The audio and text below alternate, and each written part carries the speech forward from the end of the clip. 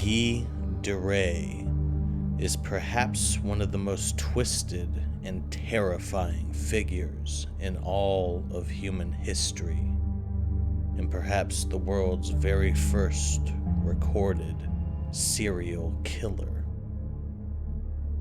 Born into French nobility, Gilles de Rais grew up amongst the best and the brightest, becoming a knight and a nobleman, as well as a war hero in adulthood. He was the companion in arms of the legendary Joan of Arc, tasked with keeping her safe in combat, and he even fought alongside her in the infamous Battle of Orleans. He even became the Marshal of France, the highest military honor in the entire country in his day. Gilles de Rais was by all accounts a success of a man. He achieved fame and fortune and was revered by all. But Gilles de Rais had a truly sinister dark side. For you see, Gilles de Rais was a notorious, self-confessed child murderer, with some estimating that he murdered and dismembered in excess of over 200 children. Yes, that is not fiction. It is estimated that Gilles de Rais murdered up to 200 children, mutilating them, disemboweling them, and then burning their remains to ash in the various fireplaces in his castle manors. Gilles de Rais was truly one of the most depraved serial murderers the world has ever known, and more than likely the first serial killer of historical record, having committed these horrendous acts in the mid-1400s. It was a slow descent into madness for Gilles de Rais. His military career began to wind down after the death of Joan of Arc, and he ended up becoming a recluse, sequestering himself in his various estates, as Gilles de Rais' family was one of the richest in all of France.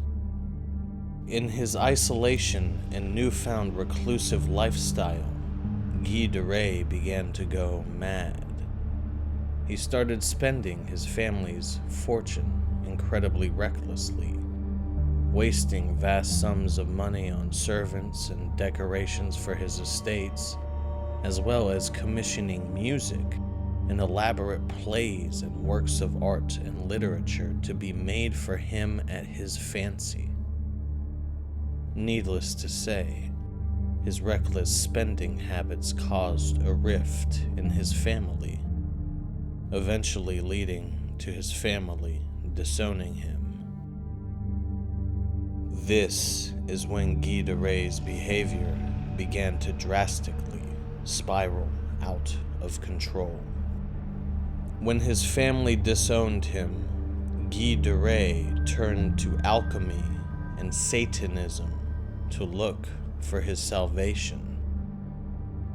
This led him toward even darker ends, and before long, Gilles de Rais turned to murder, specifically of children, in the spring of 1432.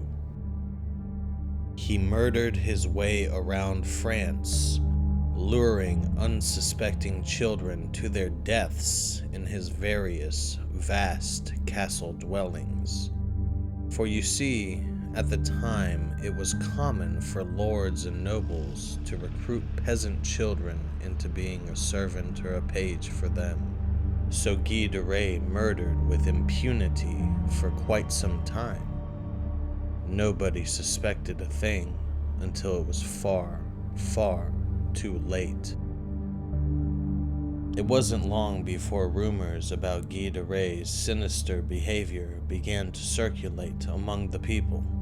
Since children had gone missing in the areas around de Rais' castles, and many of the disappearances seem to be connected to the activities of Rais and his servants.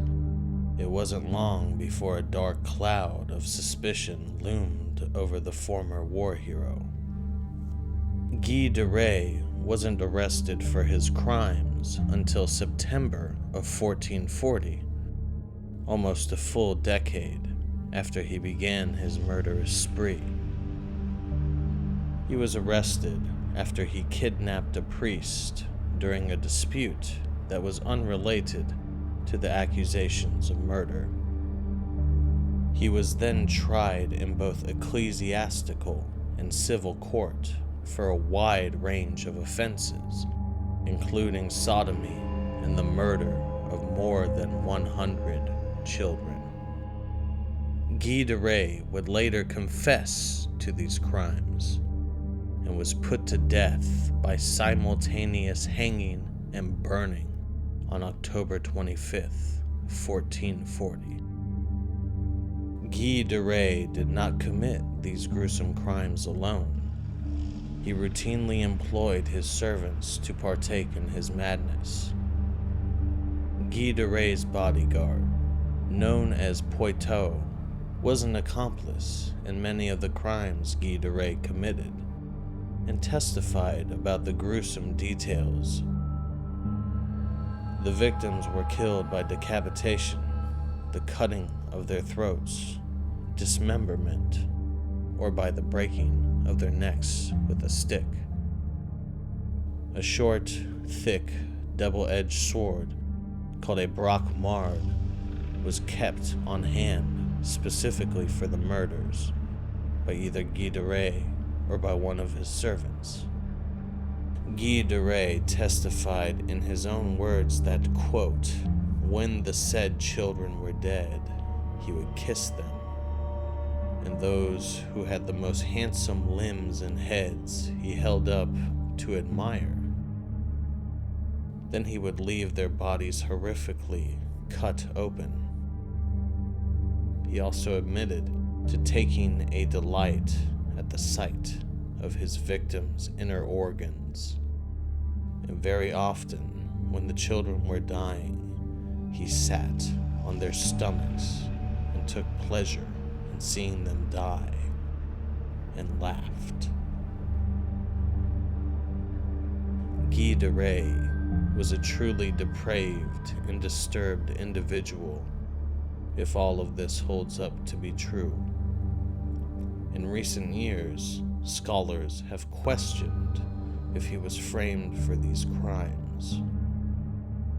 Other scholars have pushed back on these theories, believing him to be responsible for the murders. Whatever the case may be, he did admit to the horrific crimes in gruesome, graphic detail, and so did his loyal servants. Yes, I think it's safe to say that Gilles Rais is the true epitome of evil, and one of history's most twisted figures. If you liked what you just watched, please like and subscribe. It is much appreciated. Thank you for watching, and I will see you next time on history's most twisted